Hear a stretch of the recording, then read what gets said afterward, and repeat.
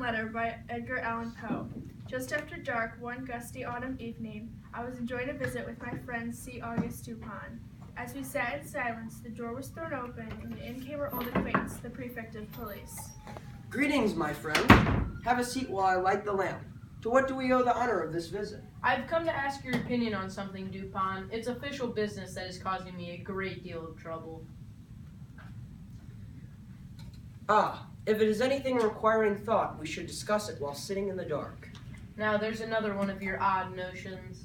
The prefect called everything odd. That was beyond his own comprehension. He lived in a world full of oddities. What is the mystery now? A murder? Oh no, nothing like that. The fact is, the mystery is very simple indeed. I don't doubt that we can solve it ourselves, but then I thought Dupin would like to hear the details of this case, because it is so, well, odd. A mystery that is simple and odd. Why yes, and not exactly that either. The fact is, we've been puzzled because the mystery is so simple, yet it has us baffled. Perhaps it is the simplicity of the case which baffles you. What nonsense. Perhaps the mystery is a little too plain? Oh good heavens, who ever heard of such an idea? A little too self-evident? Oh Dupin, you'll be the death of me yet. And what are the facts of this mystery? I will tell you, but before I begin, let me caution you that this case demands the greatest secrecy. I would lose my job if anyone found out I told you about this case. Proceed. Or not? Well then, here are the facts.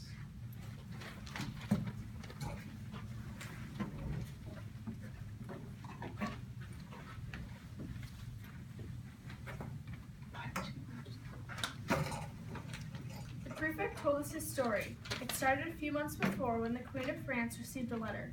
She was reading it alone in the royal rooms when the king entered.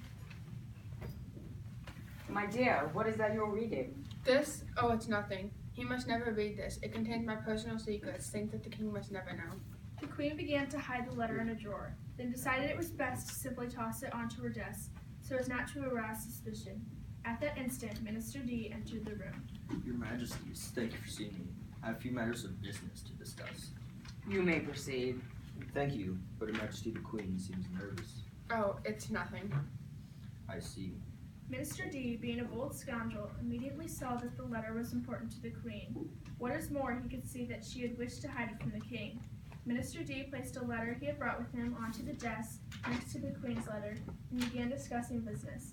After 15 minutes or so, he deliberately picked up the queen's letter, leaving his own. No. Is something wrong, Your Highness? What is it, dear? Oh, it's nothing. Very good. I will leave you now. Good day, Your Majesty, Your Highness. I'm sure we'll talk soon.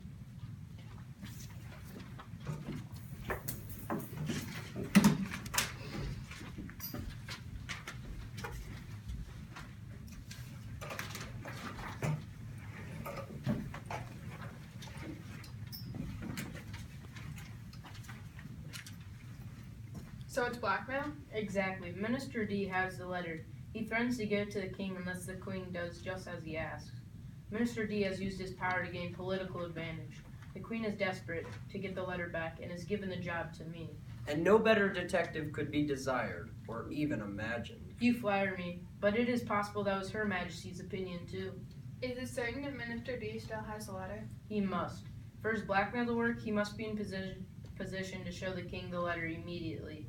If he had already done so, I am sure all of Paris would know.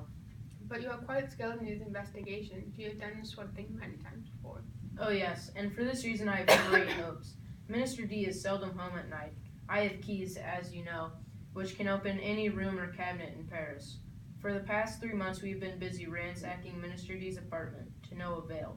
We have not found the letter. Is it possible that Minister D is carrying the letter with him? No, 3 times I have had patrolmen waylay Minister D and search him. He did not have the letter with him. You could have spared yourself the trouble. Minister D is not altogether a fool.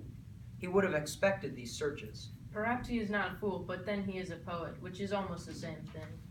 True, although I have been guilty of writing verse myself.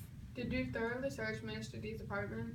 Of course, we took our time and searched everywhere. We opened every possible drawer. How about secret doors? There's no such thing to the trained eye. We probed the furniture cushions with long needles. We carefully took apart the tables and chairs. Why on earth did you do that? A letter could be hidden in a hollow leg or under the top of a table or seat of a chair. Was the letter hidden in this fashion? No, we put the furniture back together. Then we looked behind mirrors and pictures, in the mattress and bedclothes, behind the curtains and undercarpets. Then we searched the building itself. We divided its surface into sections, which we numbered. We examined every square inch with a microscope, searching for the secret compartment. Then we searched the houses on either side of Minister D's house. The 2 other houses, you have had a great deal of trouble. Yes, but Her Majesty has offered a substantial reward. Reward or no, you have not found the letter. You must be mistaken in thinking Minister D has it in his rooms. I'm afraid you're right, Dupont. What do you think I should do? Keep looking. Is that the best advice you can give? As you said, the letter must be somewhere close at hand.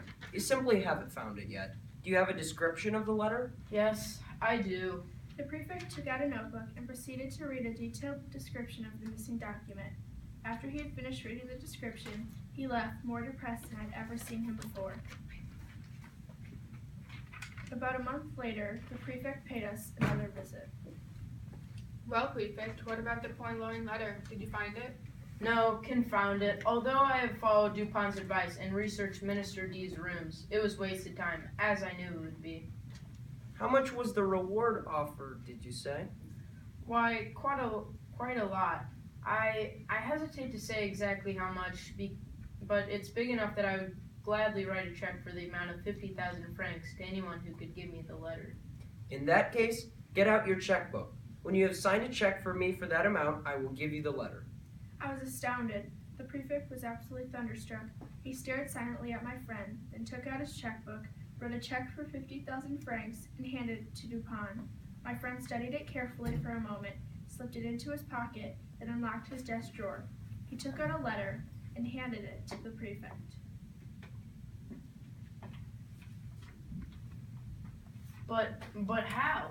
Then, without another word, the prefect rushed out of our rooms with the letter. The police are very able, in their way. Unfortunately, they are no brighter or stupider than the mass of people. Their investigations often fail when they encounter a criminal smarter than they are, and often when they deal with criminals who are not as smart. But they conducted a thorough search. Of course, but they searched in places where they themselves might have hidden the letter. They did not think that Minister D, who is no fool, would anticipate that his rooms would be searched. Of course, he would never hide the letter behind a mirror or in a hollow table leg, because if he did, it would most certainly be found. He would choose a simpler place to hide it. In fact, he would choose not to hide it at all. I think I understand your reasoning, but how did you get a hold of the letter? It was simple. I took it.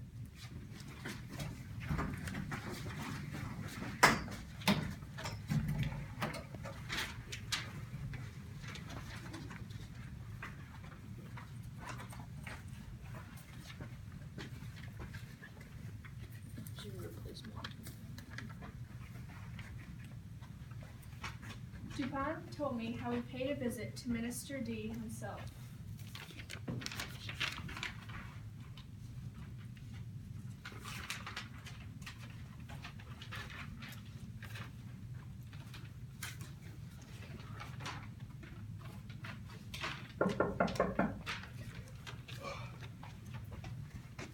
Why, hello, Dupont. What brings you to my rooms?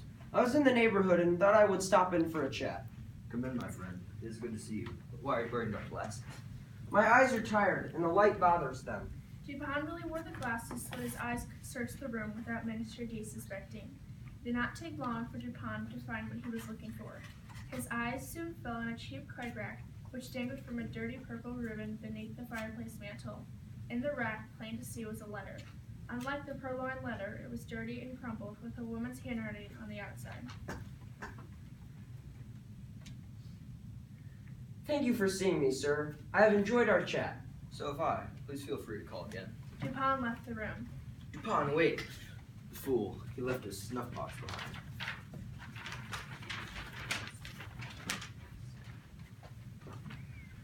The next day, Dupont returned to the rooms of Minister D.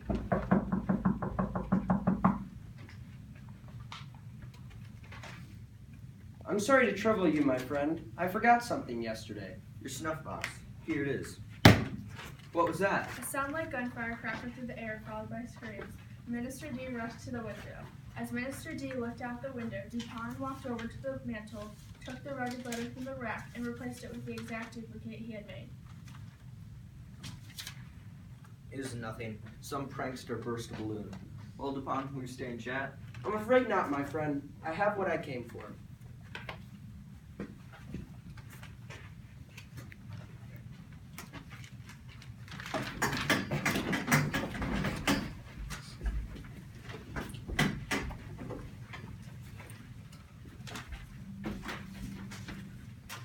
Dupin smiled with satisfaction as he told me his story. Of course, the prankster with the balloon was an agent I had hired to distract Minister D. But the letter you took looked nothing like the Queen's letter. Hers was neat and addressed in a man's hand. The letter in the rack was ragged, covered with dirt, and addressed by a woman. Of course. It was so unlike the Queen's letter, in every detail, that I knew it must be fake. When I got back here, I found the Queen's letter wrapped up inside the false letter. Does Minister D know he's been had? I doubt it. The copy I made of his letter is perfect. He has no reason to open it up, not until the Queen defies him. When that happens, he's in for a rude surprise. Oh, yes. What did you say in the letter you left? Oh, just a personal message. Something along the lines that scoundrels can hide in plain sight, but not forever.